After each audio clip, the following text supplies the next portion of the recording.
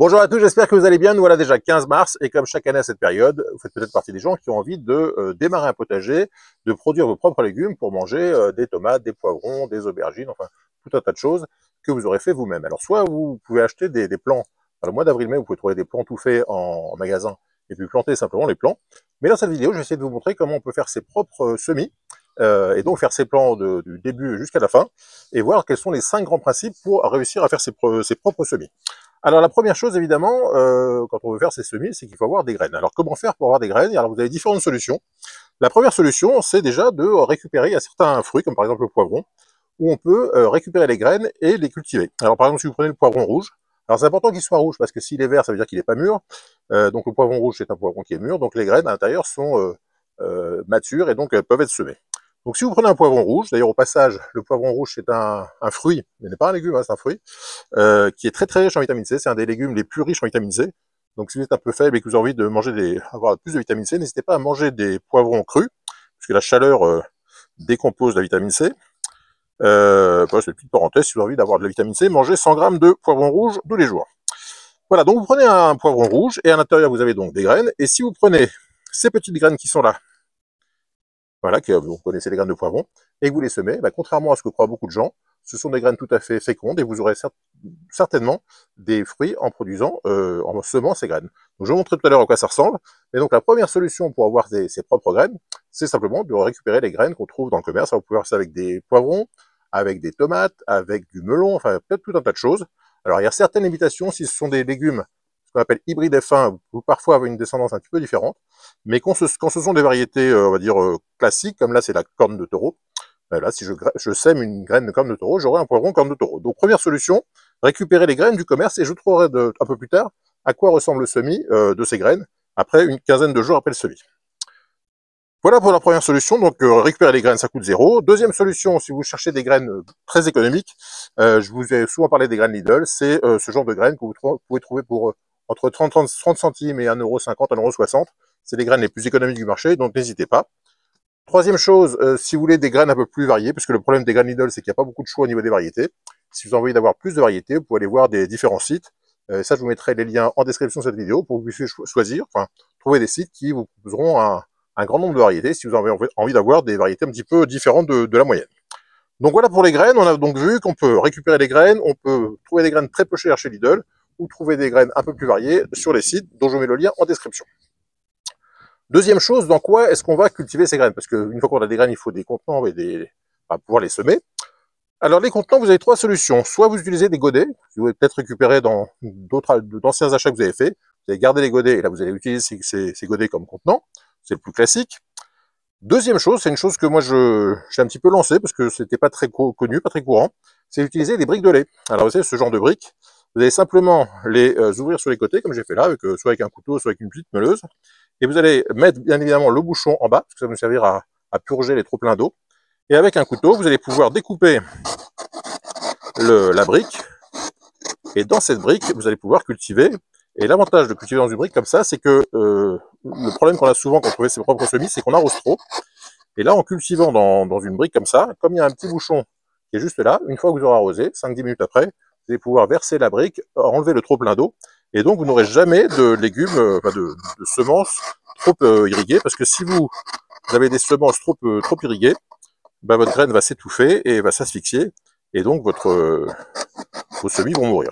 Donc c'est un gros avantage de cette technique de la brique de lait, c'est que simplement avec, en plus c'est de la récupération, donc c'est très bien, simplement avec une brique comme ça, vous allez avoir le bouchon en bas, vous allez remplir de terreau, et une fois que vous aurez trop arrosé, enfin une fois que vous avez arrosé, si vous pensez que vous avez mis un peu trop d'eau, vous ouvrez ici le petit l'ouverture, hein, classique, et en inclinant comme ça, je vais en voir un petit peu, vous aurez un peu d'eau qui va couler, et donc ça permet toujours d'avoir des semences parfaitement arrosées. Alors vous allez me dire, est-ce que ça fonctionne?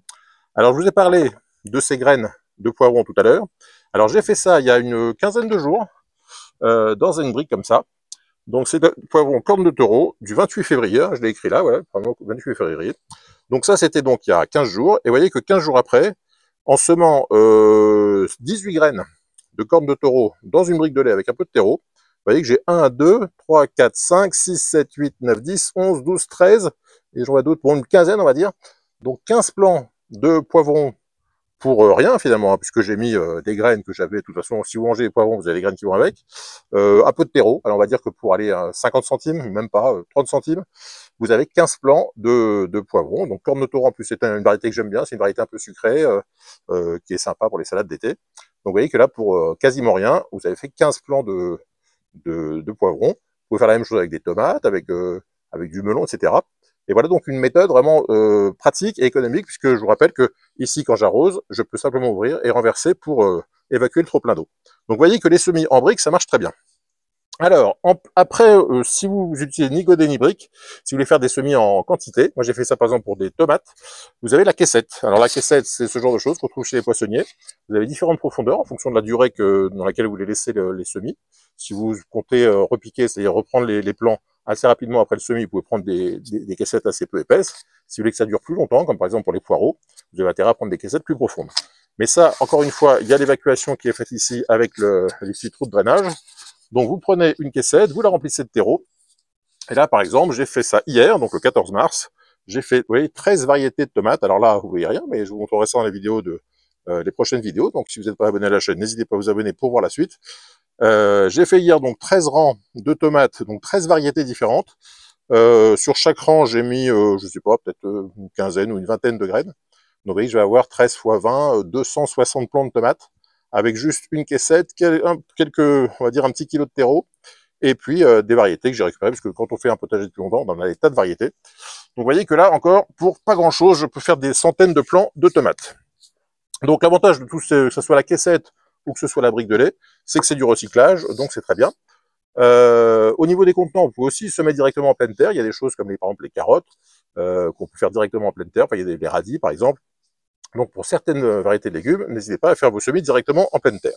Une fois qu'on a les graines et les contenants, il faut le contenu. Alors pour le contenu, évidemment, il faut un terreau à semer. Alors ça c'est important, si vous semez vos graines dans un terreau trop grossier, les graines vont sécher, elles vont mal prendre, et donc vous avez vraiment besoin de ce qu'on appelle un terreau à semis, c'est-à-dire un terreau très léger. Et alors moi j'ai trouvé ce terreau qui s'appelle terreau semi UAB, j'ai trouvé ça chez Carrefour. Il y a 20 litres pour 2 €, donc c'est assez économique. Alors c'est pas le meilleur des terreaux à semis, hein, il y a encore des bouts un petit peu grossiers dedans, il n'est pas parfait. Mais disons que pour 2 € et quelques, 20 litres, ça me paraît très raisonnable. Et c'est là-dedans que j'ai fait ces semis de poivrons, ayant il y a 15 jours. Et donc, on peut dire que ça fonctionne. Alors, je vous dis, encore une fois, c'est pas le meilleur, mais en termes de rapport qualité-prix, c'est pas mal. Donc, troisième chose, un bon terreau à semis pour avoir des semis qui fonctionnent bien. Ensuite, une fois qu'on a fait donc, qu'on a son contenant, qu'on a mis le terreau et qu'on a fait ses semis, la phase suivante, c'est comment est-ce qu'on va conserver tout ça? La température, l'humidité, la lumière. Alors, on conseille évidemment de mettre les semis derrière la lumière, mais pas en plein soleil, parce que si vous mettez vos semis en plein soleil aux heures entre midi et 14 h, ça risque de chauffer un peu fort et de brûler les semis. Donc plutôt à la lumière, mais pas en plein soleil. Et puis si vous voulez conserver l'humidité, vous avez ce genre de mini-serre qu'on trouve un petit peu partout. Alors ça vient de chez Lidl, mais il y en a chez Action, il y en a un peu partout, ça coûte pas très cher. Et donc vous pouvez mettre vos plants sous une petite couverture plastique, qui va faire que l'humidité va être conservée et que vos graines ne sécheront jamais. Faut vraiment faire attention, c'est le principal problème avec les semences, avec les semis, c'est que si vous laissez vos graines, alors soit avec trop plein d'eau, soit avec pas assez d'eau, c'est-à-dire si elles sèchent, et ben vos semis vont griller, et donc vous donneront rien. Alors après, ce que vous pouvez faire pour être sûr que vous avez la bonne humidité dans la serre, dans la mini-serre, c'est de vérifier que vous avez toujours une petite condensation qui se forme. C'est-à-dire que quand vous allez arroser et recouvrir, l'eau qui est dans la terre va essayer elle va s'évaporer. Et si vous avez une condensation qui se forme comme ce que vous voyez là, c'est que vous avez assez d'humidité et assez d'eau dans le terreau. Au bout de quelques jours, vous allez voir que vous allez en avoir de moins en moins, puisque même si c'est fermé, il y a quand même un peu d'air qui circule. Et donc, il va y avoir de moins en moins de condensation. Et quand vous verrez qu'il n'y a plus de condensation sur le couvercle de la serre, ça veut dire qu'il sera temps de réarroser. Alors attention, si vous utilisez ce genre de mini-serre, ce sont des alvéoles ici qui ne sont pas percées. Donc, il faut faire attention à l'arrosage, parce que si vous mettez trop d'eau, comme il n'y a pas d'évacuation, vous risquez de noyer vos semis. Donc, il faut être très vigilant sur l'arrosage. En général, on utilise un terreau humide en début de culture, et puis on arrose vraiment avec un pchit vraiment un tout petit peu, parce que si on arrose trop, vous risquez d'asphyxier vos différents semis. Voilà, donc on a vu les graines, on a vu le contenant, on a vu le terreau, on a vu les conditions de température, d'humidité et de lumière. Dernière chose, c'est l'arrosage. Comme je vous dis, il faut faire attention à à arroser, à maintenir humide, mais sans que ça soit jamais détrempé, parce qu'encore une fois, si c'est détrempé, vous risquez de noyer vos semis. Voilà, donc une fois que vous avez tout ça, vous allez avoir des plants qui vont pousser comme cela tranquillement. Alors les poivrons notamment, ça a besoin d'une température autour de au moins 20 degrés, hein, mais vers 25 c'est encore mieux. Une fois que ces semences vont être un peu plus développées, c'est-à-dire que les feuilles, ça c'est ce qu'on appelle des cotylédons, ce sont des fausses feuilles, il va y avoir des vraies feuilles qui vont apparaître, et une fois qu'on a au moins 2 vraies feuilles, on va pouvoir faire ce qu'on appelle le repiquage, c'est-à-dire avec une petite une cuillère ou un couteau, enfin on va pouvoir sortir les plants un par un, et les mettre dans des pots plus gros. Alors soit vous avez des conditions qui permettent de mettre les plants directement en pleine terre, mais c'est assez rare chez nous. En général, on sort les plants, on fait ce qu'on appelle un repiquage, donc dans un pot un peu plus gros, pour que le plant se développe un peu plus, et puis à partir du mois de mai, vers le début mai, on va mettre ces plants en pleine terre. En tout cas, voilà, j'espère qu'avec toutes ces infos, vous pourrez faire vos propres semis et commencer un nouveau potager. Si vous avez des questions sur, vous n'avez pas bien compris une des choses que j'ai expliquées, n'hésitez pas à poser une question en commentaire. Si cette vidéo vous a plu, n'hésitez pas à mettre un petit pouce bleu, évidemment.